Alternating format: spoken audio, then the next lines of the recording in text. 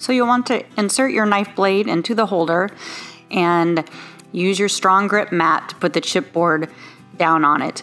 And then you're going to want to use some painter's tape and tape that chipboard down so it doesn't move.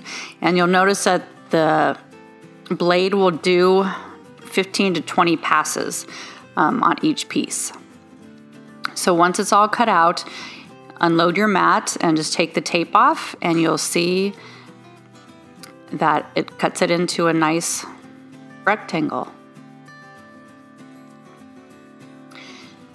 Then you're going to prepare your second chipboard, and you're going to put on the picture that you printed out on vinyl, and again insert it into the Cricut. Make sure it's all taped down, and again it will make 15 to 20 passes on the puzzle part, so this does take quite a bit of time.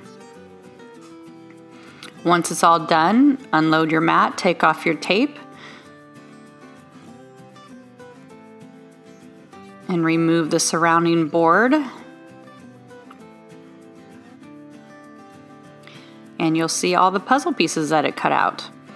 So you want to make sure that you line up the picture with where it's going to cut. I moved mine in about 1 inch so that it cut exactly on the picture.